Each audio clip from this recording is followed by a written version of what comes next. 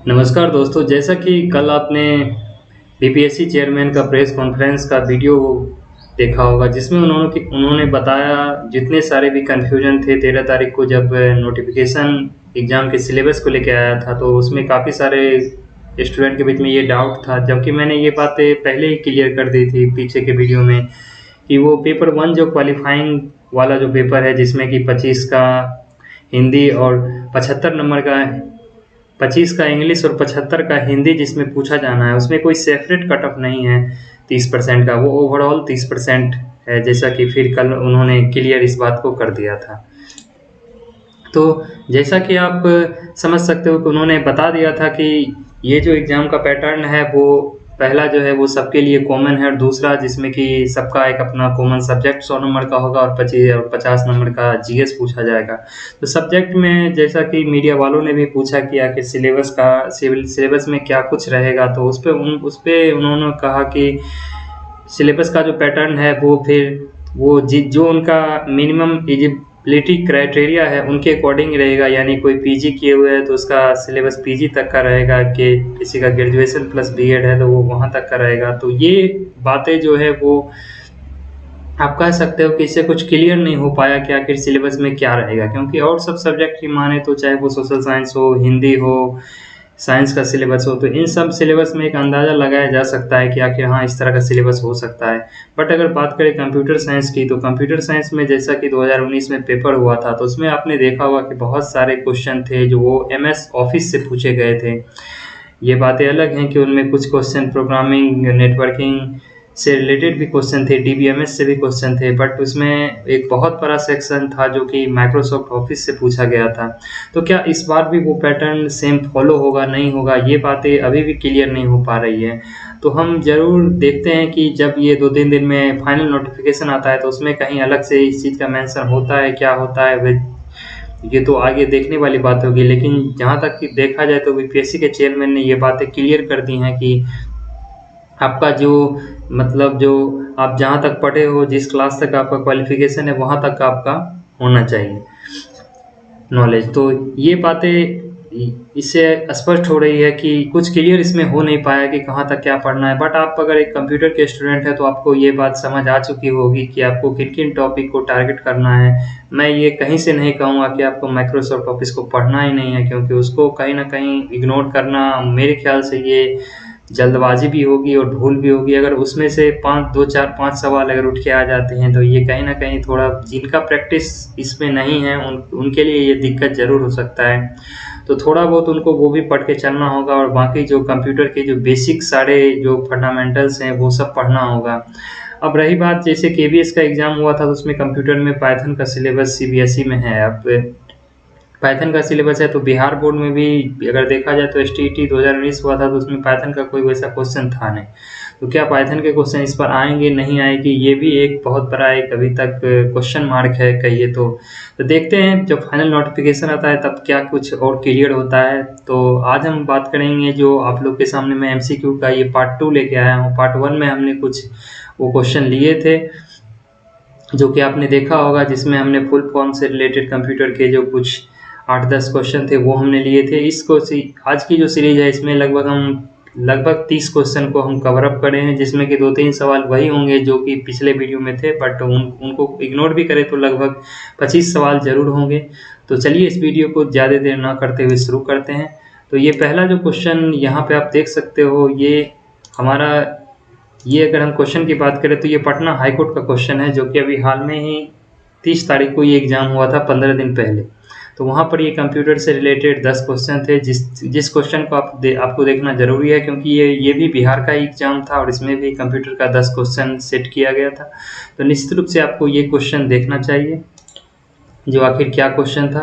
तो जैसा कि आप यहाँ पे देख पा रहे हो कि पहला जो क्वेश्चन है वो यहाँ पे है, second generation computer can be characterised largely by their use of. यहाँ पे हिंदी में भी दिया गया है, द्वितीय पीढ़ी कंप्यूटर्स में प्राय उपयोग होता है। तो जैसा कि आपको पता होगा कि फर्स्ट जनरेशन में वैक्यूम ट्यूब का यूज होता है, और सेकेंड जनरेशन में ट्रांजिस्टर का यूज होता है। सेकेंड जनरेशन में ट्रांजिस्टर का यूज होता है। और अभी जो हमारा जो जनरेशन चल रहा है, ये अभी अगर हम बात करें तो फिफ्थ जनरेशन तक के कंप्यूटर्स आ रहे हैं। तो ये जो हमारा माइक्रो प्रोसेसर है ये 4th जनरेशन का कंप्यूटर है। तो जैसा कि हम अगले क्वेश्चन पे पढ़ें, तो अगला क्वेश्चन है desktop computers, laptop computer, desktop computers, laptop computers, tablets and smartphones are different types of. तो हम जो कंप्यूटर यूज़ करते हैं, लैपटॉप यूज़ करते हैं, टैबलेट यूज़ करते हैं या स्मार्टफोन यूज़ करते हैं, ये किस तरह का कंप्यूटर है? तो ये हमारा माइक्रो कंप्यूटर है। चलिए नेक्स्ट क्वेश्चन की तरफ चलते हैं। Who among the following is called the father of super computing. ये क्वेश्चन भी पूछा गया था। तो अगर आप कंप्यूटर की तैयारी कर रहे हैं तो आपको ये इन्वेंशन वाले क्वेश्चन भी आपसे पूछे 2-4 जा सकते हैं। तो आपको मेन जो है वो आपको जरूर याद रखना चाहिए। जैसे कि इस एग्जाम में आ गया था, जिसका ऑप्शन यहाँ पे आप हिंदी में क्वेश्चन को पढ़ो, कौन से सुपर कंप्यूटर की कंप्यूटिंग के जनक के रूप में जाने जाते हैं? तो सैम्यूल क्रे, ये ऑप्शन सी जो है ये इसका राइट आंसर है। नेक्स्ट क्वेश्चन की बात करें तो इन computer which of the following unit is responsible for processing and is called brain of the computer. तो ये ब्रेन ऑफ कंप्यूटर आपको पता होगा, ये सीपीयू को कहा जाता है। आप हिंदी में भी यहाँ नीचे में क्वेश्चन को रीड कर सकते हो। नेक्स्ट क्वेश्चन है यहाँ पे which one among the following is main system board of computer. यहाँ पे मेन सिस्टम बोर्ड पूछा गया है। यहाँ पे आप थोड़ी अगर इसे ध्यान से देखो तो यहाँ पे ब्रेन ऑफ कंप्यूटर बोला जा रहा है, यहाँ पे मेन सिस्टम बोर्ड बोला जा रहा है। यानी कि सीपीयू के अंदर जो मेन सिस्टम बोर्ड होता है, तो ये जैसे सीपीयू हो गया और इसके अंदर मेन सिस्टम बोर्ड जो होता है वो मदरबोर्ड होता है, क्योंकि मदरबोर्ड से ही सारा जो कंप्यूटर का जो जितना भी फंक्शन है वो सारा कुछ ऑपरेट होता है। तो चलिए नेक्स्ट क्वेश्चन की तरफ चलते हैं। Shift control alt are example of which among the following category. तो ये शिफ्ट कंट्रोल अल्ट जो कि आप अपने कीबोर्ड में देखते होगे, कीबोर्ड में आप जैसा कि टोटल की बात करें तो 101 की होते हैं। नॉर्मली 101 होते हैं, किसी में प्लस माइनस 2-3 ज़्यादा हो सकते हैं, बट नॉर्मली 101 होते हैं। तो shift control alt are example of the modified key, इसका आंसर हो जाएगा मॉडिफाइड की। ये शिफ्ट अल्ट ये कंट्रोल अल्ट जो कीज हैं ये मॉडिफाइड की। तो चलिए नेक्स्ट क्वेश्चन की तरफ चलते हैं। तो नेक्स्ट क्वेश्चन यहाँ पे एक पूछा गया था फुल फॉर्म से related. CAD stands for, CAD जो होता है ये कंप्यूटर एडेड डिजाइन है। ये कैड नॉर्मली अगर आपने बीटेक कर रखा है तो आपको ये पता होगा कि ये नॉर्मली सिविल और मैकेनिकल वाले जब उनका सेकेंड ईयर कंप्लीट होता है या सेकेंड ईयर में ही या थर्ड ईयर में ही वो कैड का कोर्स करने के लिए जाते हैं अलग से, जिसमें उनको डिजाइनिंग से रिलेटेड काफ़ी कुछ सिखाया बताया जाता है। तो वही यहाँ पे कैड है, कंप्यूटर एडेड डिजाइन। यहाँ पे नेक्स्ट क्वेश्चन है what is the term used for temporarily stored data. Temporarily stored data, यहाँ पे आपको टेम्पररली स्टोर्ड डाटा देख के लग रहा होगा कि इसका आंसर टेम्पो डाटा होना चाहिए, बट टेम्पो डाटा इसका आंसर नहीं होगा। टेम्पो डाटा यहाँ पे ये कैश डाटा हो जाएगा। टेम्पररली स्टोर्ड डाटा, तो इसका आंसर हो जाएगा कैश डाटा। यहाँ पे कंफ्यूज नहीं होना है। अगला क्वेश्चन यहाँ पे है which of the following is not an open source software. Open source software कौन सा नहीं? तो जैसा कि आपको पता होगा कि अगर आपने सिस्टम पे माइक्रोसॉफ्ट ऑफिस यूज किया होगा तो ये आप फ्री यूज नहीं कर सकते। इसके लिए आपको एक कीवर्ड यूज होता है, तब जाके आप इसे फ्री एक्सेस कर सकते हो। और बाकी जो ये एंड्रॉयड है जो कि आप फोन में यूज कर रहे हो, मोजिला फायरफॉक्स है जो कि आप एक ये ब्राउजर है, और ये एक लाइनक्स है जो कि एक ऑपरेटिंग सिस्टम है। ये सब एक ओपन सोर्स सॉफ्टवेयर है। नेक्स्ट क्वेश्चन यहाँ पे है which process refers to the starting of a computer and the loading of required parts of the operating system into the RAM. तो ये कंप्यूटर का जो, अब इसको हिंदी में भी रीड कर सकते हो, कंप्यूटर के स्टार्ट और ऑपरेटिंग सिस्टम के आवश्यक भागों को रैम में लोड करने के लिए संदर्भित करता है। तो ये बूटिंग होता है, जिस टाइम आप सिस्टम को ऑन करते हो ये बूटिंग होता है। तो इसका आंसर बी हो जाएगा। तो इस तरह से हमने देखा कि पटना हाईकोर्ट में जो कि 30 तारीख को, यानी कि अभी मई है तो पिछला महीना 30 अप्रैल को इसका एग्जाम हुआ था, जिसमें 10 क्वेश्चन कंप्यूटर के आए थे। तो ये क्वेश्चन आपको क्लियर हो गए होंगे, तो आप इस क्वेश्चन को देखें और जब ये वीडियो पूरा हो जाए तो आप इस वीडियो को फिर से दोबारा देखें ताकि आपको ये क्वेश्चंस याद रहें। तो चलिए हम अब चलते हैं केवीएस के जो कंप्यूटर के क्वेश्चन थे उसकी तरफ। तो केवीएस में ये 20 क्वेश्चन कंप्यूटर के पूछे गए थे, जिसमें कि जीएसए का ये पेपर हुआ था। तो उसमें मुझे ये 20 क्वेश्चन मिले हैं कंप्यूटर के, तो मैंने सोचा कि आपको मैं करवा दूँ। तो ये एक आसान सा क्वेश्चन है, जैसा कि आप देख सकते हो। Binary number consist of, binary number आप सबको पता होगा 0 और 1 को कंसीडर करता है, तो इसका आंसर ए हो जाएगा। नेक्स्ट क्वेश्चन यहाँ पे है, इसमें एक बात मैं आपको बता दूं कि इसमें 20 जो क्वेश्चन पूछे गए थे उसमें 4-5 क्वेश्चन बहुत अच्छे क्वेश्चन थे, जो क्वेश्चन आपको जरूर देखना चाहिए। इसके लिए आप वीडियो के अंत तक जरूर बने रहें। तो हो सकता है इनसे कुछ क्वेश्चन डायरेक्टली इनडायरेक्टली रूप से आपके एग्जाम में सीधे आ जाए। तो यहाँ पे नेक्स्ट क्वेश्चन है, विच device of computer system converts human understandable data and instructions into a form that computers understand and process। तो ये क्वेश्चन जो है इसको आप हिंदी में भी नीचे रीड कर सकते हो। कंप्यूटर प्रणाली का कौन से यंत्र मानव समझ पर आधारित डाटा और निर्देशों को कंप्यूटर द्वारा समझे जाने वाले प्रारूप में परिवर्तित करते हैं। तो ये इनपुट डिवाइस है, इसका आंसर इनपुट डिवाइस हो जाएगा। इनपुट और आउटपुट डिवाइस से रिलेटेड भी एग्जाम में क्वेश्चन पूछे जाते हैं, तो इनका एक चार्ट होता है जो आपको टू द पॉइंट याद होना चाहिए, क्योंकि ये छोटे छोटे क्वेश्चन ऐसे होते हैं, अगर आप इसे एग्जाम में गलत करते हो तो निश्चित रूप से आप एग्जाम में रेस से बाहर हो जाते हो, क्योंकि एग्जाम में अगर आप आसान क्वेश्चन को गलत कर रहे हो तो ये आपके लिए खतरे की घंटी हो सकती है। तो चलिए नेक्स्ट क्वेश्चन की तरफ चलते हैं। नेक्स्ट क्वेश्चन, रोम, जो कि हमने आपको पिछले वीडियो में करा रखा था, रीड ओनली मेमोरी। तो चलिए सीधे नेक्स्ट क्वेश्चन पे चलते हैं। सीपीयू भी हमने आपको करा रखा था। चलिए अब ये हमारा क्वेश्चन है, ये एक सेकेंड, ये ऊपर चला गया। विच of the following is not an example of operating system. यहाँ पे ऑपरेटिंग सिस्टम का कौन सा एग्जाम्पल नहीं है। इस तरह के सवाल आपको STT 2019 में भी सेम क्वेश्चन पूछे गए थे, वहाँ पे भले ही ऑप्शन डिफरेंट हो सकते हैं, बट ये इस तरह का सेम क्वेश्चन STT 2019 में हर शिफ्ट में पूछे गए थे। तो इसलिए आपको ये ध्यान होना चाहिए और ध्यान रहना चाहिए।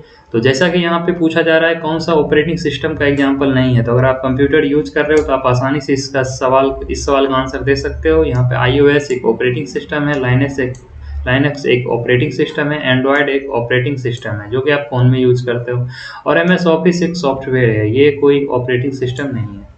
तो यहाँ पे ऑप्शन, यहाँ पे इसका ऑप्शन डी हो जाएगा सही।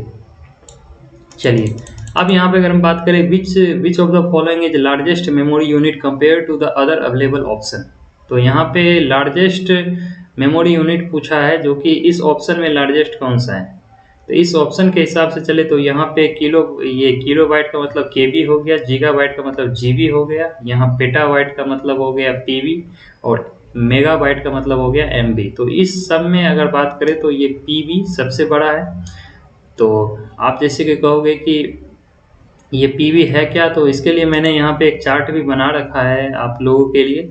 जैसा कि आप देख सकते हो 1 बिट बराबर बाइनरी डिजिट होता है, एक बाइनरी डिजिट यानी 1 बिट को आप फ्लिप फ्लॉप भी कहते हो।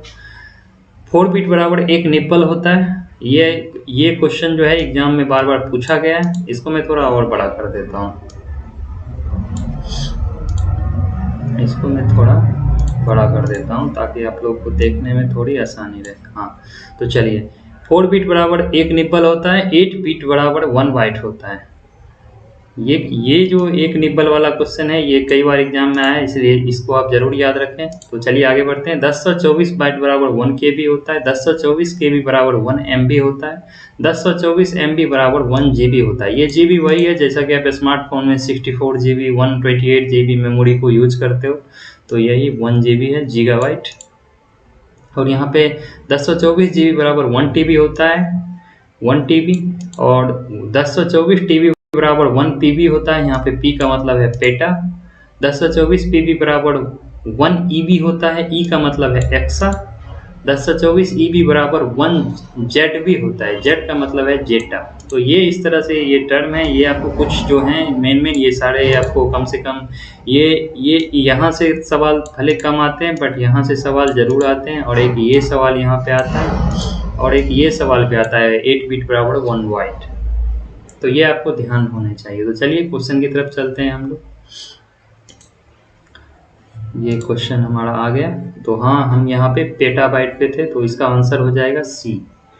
चलिए नेक्स्ट क्वेश्चन की तरफ चलते हैं।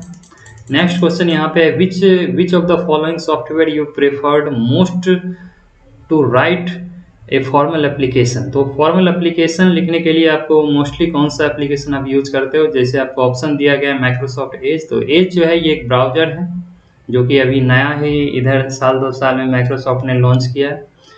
दूसरा यहाँ पे MS वर्ड है जिस पे आप एप्लीकेशन इसी पे लिखते हो, तो ऑप्शन यहाँ पे बी ही होगा। तीसरा हमारा माइक्रोसॉफ्ट एक्सेल है जो आपका स्प्रेडशीट बनाने के लिए यूज होता है। और चौथा यहाँ पे MS पावर पॉइंट है जो कि पावर पॉइंट रिप्रेजेंटेशन के लिए होता है। ये जो हमने आपको डाटा दिखाया था यही है वो एप्लीकेशन लिखने के लिए, ये माइक्रोसॉफ्ट वर्ड ही है। तो ये आपको यहाँ पे ध्यान होना चाहिए। चलिए नेक्स्ट क्वेश्चन की तरफ चलते हैं। नेक्स्ट क्वेश्चन यहाँ पे है the most popular combination of shortcut key to paste some copy content in most of the MS office application is. तो यहाँ पे ये जो है आपको पता होगा कि इसका आंसर जो कॉपी करके पेस्ट करने के लिए जो शॉर्टकट की होता है वो कंट्रोल V होता है और कॉपी करने के लिए कंट्रोल C होता है। तो इस तरह से कंट्रोल ये शॉर्टकट की का जो एक वीडियो मैं एक अलग से लाऊंगा। तो जैसा कि आपको पता होगा कि STT 2019 का जब एग्ज़ाम हुआ था तो उस टाइम शॉर्टकट की से रिलेटेड भी क्वेश्चन 2-4 पूछे गए थे। तो जो मैं आपको एक अलग से वीडियो लाऊंगा उसमें मैं आपको टोटल जो शॉर्टकट की जो मेन है वो मैं आपको करा दूँगा। तो उसके लिए बस आपको इस चैनल पे बने रहना है। तो चलिए नेक्स्ट वीडियो की ये नेक्स्ट क्वेश्चन की तरफ चलते हैं। ये अगला जो क्वेश्चन है ये इस तरह के टाइप के जो सवाल हैं इसे आप GS का सवाल भी कह सकते हो और ये कंप्यूटर से रिलेटेड है इसलिए ये कंप्यूटर में आ खड़ा हुआ है, बट ये GS में भी ये सवाल बनता है। Which of the following act provides legal frameworks for e governance in India? IT act 2000। बहुत लोगों को इसमें लगा होगा कि अभी ये लेटेस्ट का एग्जाम है तो हो सकता है ये IT अमेंडमेंट एक्ट 2008 हो, बट इसका आंसर ये होगा IT एक्ट 2000। तो ये भी आपको पता होना चाहिए। चलिए नेक्स्ट हमारा यहाँ पे क्वेश्चन है जो एक कंफ्यूजिंग क्वेश्चन था। Internet is the example of, internet is an example of. तो यहाँ पे अगर आप ये ऑप्शन देखो तो ये आपको सब लगेगा ये सब तो इंटरनेट का ही एग्जाम्पल है, बट अगर आपको इस तरह से अगर ऑप्शन दिख जाए तो आपको ये कोशिश करना है कि आपको सबसे बड़ा जो इसमें है उसको आप उसके साथ आप जाइए। तो यहाँ पे सबसे छोटा अगर आप बात करें तो पैन है जो कि पर्सनल एरिया नेटवर्क है, लैन है लोकल एरिया नेटवर्क, ये बी जो ऑप्शन है मेट्रोपॉलिटन एरिया नेटवर्क, और यहाँ पे वाइड एरिया नेटवर्क। तो ये वाइड यहाँ पे सबसे बड़ा है तो ये आप वाइड के साथ जाओगे तो ये इसका आंसर डी हो जाएगा। चलिए नेक्स्ट क्वेश्चन की तरफ चलते हैं। Which of the following generally the default extension of spreadsheet created using MS Excel. तो आप स्प्रेडशीट्स का जैसे कि आप यूज करते हो उसमें कोई भी फाइल अगर आप सेव करते हो तो वो .xl ये ऑप्शन बी इससे सेव होता है। तो ये सेम क्वेश्चन आपको अगर आप 2019 के STT का एग्जाम देखो तो उसमें ये सेम क्वेश्चन आया हुआ है, तो इस क्वेश्चन को आपको ध्यान रखना है। चलिए नेक्स्ट क्वेश्चन की तरफ चलते हैं। Which of the following is an example of RDBMS। तो ये जो क्वेश्चन है यहाँ पे कौन सा एग्जाम्पल नहीं है? तो ये ओरेकल जो है ये एग्जाम्पल है DBMS में, MySQL भी है, SQL सर्वर भी है। यहाँ पे MS एक्सेल जो है ये RDBMS का एग्जाम्पल नहीं है, तो ये आपको ध्यान रखना है। चलिए नेक्स्ट क्वेश्चन की तरफ चलते हैं। मैस्कैफे, यहाँ मैस्कैफे बोलो या MCFA बोलो, जो बोलो इसे, plus is an example of, ये क्या है? तो अगर आप पहले के यहाँ पे अभी के कंप्यूटर में ये दे रहा है या नहीं, बट पहले अगर आप HP का कंप्यूटर लेते थे तो ये आपको बाय डिफ़ॉल्ट जो एंटीवायरस सॉफ्टवेयर है ये आपको मिलता था और अभी भी आप इसे इंटरनेट से लोड कर सकते हो। तो ये एक तरह का एंटीवायरस सॉफ्टवेयर है, तो इसका ऑप्शन हो जाएगा ए। यहाँ आप हिंदी में भी देख सकते हो मैकएफे, एक किसका उदाहरण है? तो option number A antivirus software. चलिए नेक्स्ट क्वेश्चन की तरफ चलते हैं। कंप्यूटर प्रोग्राम दैट कॉपी और replicate itself to other computers across a network is called. तो यहाँ पे अगर आप इसे हिंदी में भी रीड करना चाहो तो देख सकते हो, जो नेटवर्क, एक ऐसा कंप्यूटर प्रोग्राम जो नेटवर्क के बाकी कंप्यूटरों में अपनी प्रतिकृति बनाते हुए खुद को दोहराते हैं, यानी कि रिप्लिकेट करते हैं, कॉपी करते हैं, तो उसे क्या कहा जाता है? ये वॉर्म्स कहा जाता है, ऑप्शन बी वॉर्म्स। तो जैसा कि आप आप यहाँ पे जो ये कुछ टर्म है एंटीवायरस, ट्रोजन हॉर्स, ये बहुत कंफ्यूज करते हैं। तो अगर यहाँ पे ट्रोजन हॉर्स की बात करें तो ये एक तरह का रिटन प्रोग्राम है। ये एक तरह का रिटन प्रोग्राम है, ये भी एक वायरस ही है, हार्मफुल वायरस है, जो एक तरह का रिटन प्रोग्राम है जो हमारे कंप्यूटर को बहुत ही हार्म करता है। वर्म्स की बात करें तो वर्म्स हमारा, जैसा कि हमने आपको ये ऊपर में लिखा हुआ है, एक कंप्यूटर प्रोग्राम है जो कॉपी और replicate itself to other computer ये करता है। और इसी में एक टर्म आता है मेलवेयर। मेलवेयर जो है वो सुपर सेट है वायरस, ये वायरस हो गया, वर्म्स हो गया, ट्रोजन हॉर्स हो गया। और एक होता है स्पाईवेयर। स्पाईवेयर वो चीज़ होता है जो एक तरह का मैलिशियस सॉफ्टवेयर है जो जो कि कलेक्ट इन्फॉर्मेशन करता है बिना किसी जानकारी के, जो यूजर्स है उसके बिना किसी जानकारी के उसके इन्फॉर्मेशन को वो कलेक्ट करता है, उसे स्पाईवेयर कहते हैं। जैसा कि आपने स्पाई वर्ड को सुना भी होगा, जासूसी के टर्म में यूज होता है, तो वो हुआ स्पाईवेयर। और वर्म्स के बारे में हमने आपको यहाँ पे जो कि ये क्वेश्चन ही है, तो चलिए आगे बढ़ते हैं। तो ये एक क्वेश्चन है जो कि एक अच्छा क्वेश्चन है। Which of the following characteristic is not insured with a document with digital signature.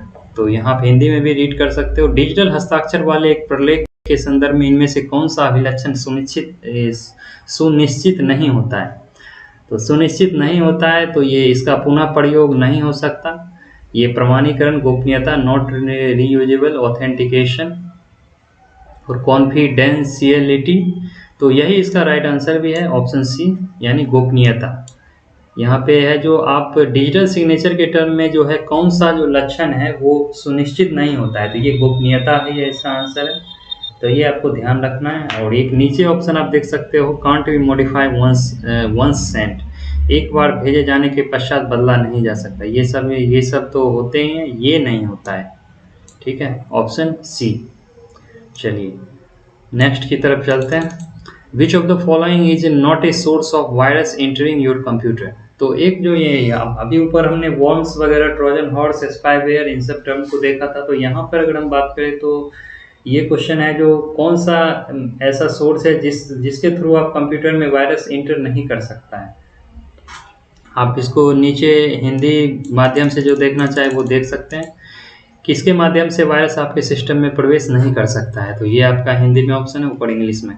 तो ये ऑप्शन आप देखो, a print out, a pen drive, a email attachment, a downloaded program. तो ये आपको पता होगा कि आप डाउनलोड बहुत कुछ करने जाते हो, तो करने कुछ जाते हो, वहाँ पे दिखाता कुछ रहता है। कभी कभी डाउनलोड आप कुछ कर रहे हो कुछ जाता है, तो इसके थ्रू तो वायरस आता ही है। ईमेल अटैचमेंट, आपको तो पता ही होगा कि एक ईमेल, जीमेल आप यूज करते हो तो उसमें एक स्पैम नाम का फोल्डर होता है, जिसमें आपके जो भी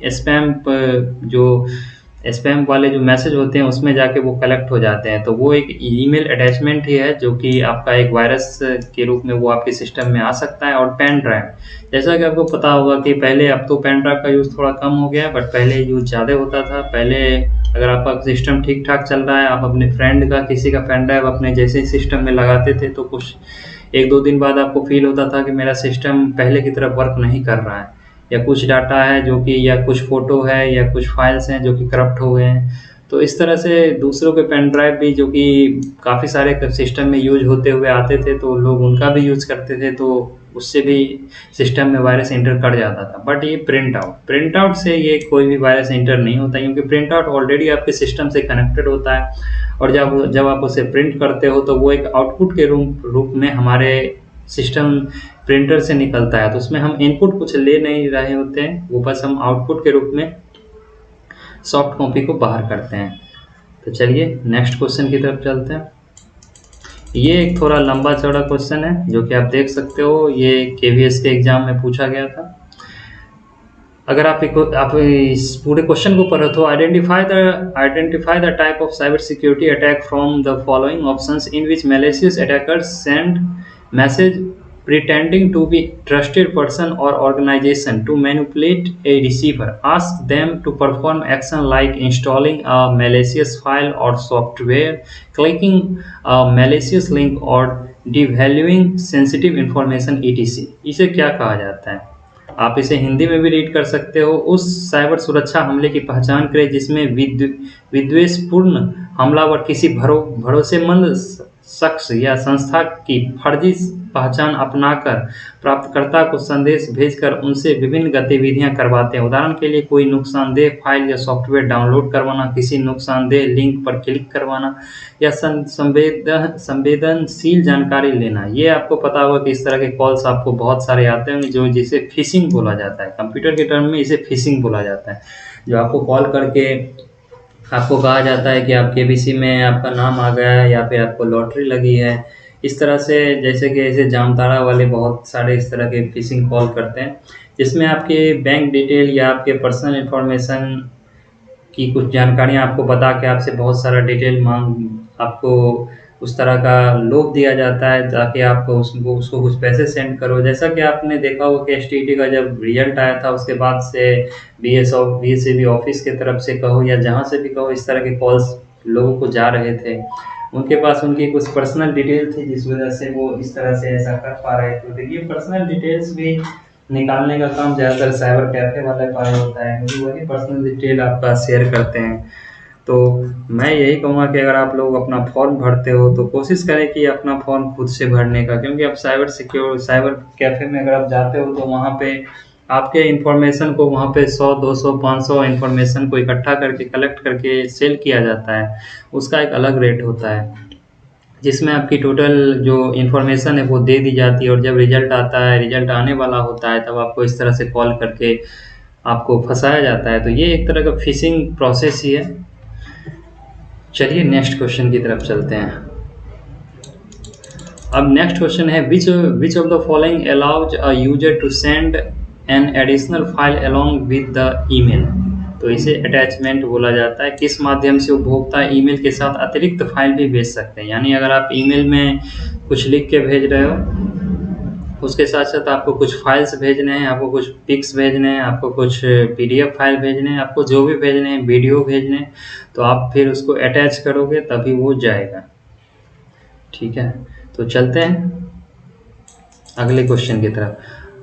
what is a switch in computer system. Switch क्या है? स्विच एक नेटवर्किंग डिवाइस है। Switch, what is a switch, ये स्विच जो टर्म है ये काफ़ी इंपॉर्टेंट टर्म है। तो ये एक तरह का नेटवर्किंग डिवाइस है। जैसा कि हमने एक पिक भी लोड किया था, जैसे कि आप देख सकते हो ये स्विच है। यहाँ पे काफ़ी सारे कंप्यूटर सिस्टम कनेक्ट हैं, जो कि एक दूसरे से इसको कनेक्ट करने का काम, ये नेटवर्किंग का काम कर रहा है। यानी ये देखिए, इससे इन्फॉर्मेशन आ रहा है, फिर इसको जा रहा है, ये इससे आ रहा है, फिर ये इसको जा रहा है। तो ये एक तरह का नेटवर्किंग डिवाइस है, जो कि डिफरेंट सोर्स ऑफ कंप्यूटर को कनेक्ट करके रखता है और उनके बीच के इंफॉर्मेशन को एक एंड से दूसरे एंड तक ट्रांसफ़र करता है। तो यही हमारा स्विच होता है। तो चलिए नेक्स्ट क्वेश्चन की तरफ चलते हैं। ये हमारा लास्ट क्वेश्चन मेरे ख्याल से ये होना चाहिए। विच of the following is an which of the following is one of the standard file extension of an image file. तो ये तो आप सबको पता होना चाहिए। आप लोग अगर फोटोग्राफी थोड़ी भी करते हो तो आपको पता होगा कि आपका जो फोटो सेव होता है वो नॉर्मली .jpg में ही सेव होता है। JPG इसमें सेव होता है। ये MP3 जो है ये ऑडियो का फाइल है, ये .mov ये एक वीडियो फाइल है, .pdf ये आपको पता होगा ये PDF का फाइल है। तो यहाँ पे ऑप्शन हो जाएगा ऑप्शन नंबर बी। तो इस तरह से हमने देखे कि ये जो KVS के 20 सवाल थे ये, और इधर पटना हाईकोर्ट के 10 सवाल थे ये। अगर आपको ये वीडियो पसंद आया हो तो वीडियो को ज़रूर लाइक करें, अपने दोस्तों के साथ शेयर करें, और अगर आपको इस तरह के कंटेंट पसंद आ रहे हैं तो आप अपने दोस्तों को बताएं कि यहाँ पे कंप्यूटर का MCQ सीरीज चल रहा है, और आप लोग का सपोर्ट सही से रहता है तो मैं ज़रूर कोशिश करूँगा इस तरह के वीडियोज आपके लिए लेके आता रहूँ, जो आपके आने वाले जो BPSC कंप्यूटर टीचर का एग्ज़ाम है उसमें आपके लिए काफ़ी हेल्पफुल होगा। अभी मैं आपको इस तरह से जो पेपर हो चुके हैं उनके मैं पेपर आपके बीच में ला रहा हूँ। जब एक टाइम आके एक सिलेबस पूरा कंफर्म हो जाएगा तो मैं कोशिश करूँगा हर टॉपिक पे एक अलग अलग MCQ सीरीज लाया जाए, जिससे आप लोग को काफ़ी आसानी हो तैयारी करने में। और अगर आप बुक्स की बात करो तो बुक्स में अभी कुछ क्लियर नहीं है जो सिलेबस क्या हो सकता है, बट अगर आप तैयारी करना ही चाहते हो बुक्स का तो आप कंप्यूटर का PGT बुक जो होता है वो आप ले सकते हो। आर्यहंत का एक बुक आता है कंप्यूटर कंप्यूटर साइंस पीजीटी का वो बुक ले सकते हो। एक एमबी पब्लिकेशन का कंप्यूटर का बुक आता है, वो आप बेसिक्स के लिए ले सकते हो। बाकी अगर आपने बीटेक कर रखा हो, बीसीए एमसीए कर रखा हो, तो उसके आपके पास नोट्स होंगे, तो उसमें जो फंडामेंटल्स जो हैं कंप्यूटर के मेन टॉपिक, वो आपको ज़रूर अपने नोट्स से भी रीड करना चाहिए, क्योंकि उन्हें आपने खुद ने लिखा है, तो आपको ज़रूर रिवीजन करने में थोड़ी आसानी हो सकती है। तो चलिए हम आगे बात करेंगे इन सब पे फिर नेक्स्ट वीडियो में। तो ये वीडियो वैसे ही काफ़ी लंबा हो चुका है, तो तब तक के लिए धन्यवाद।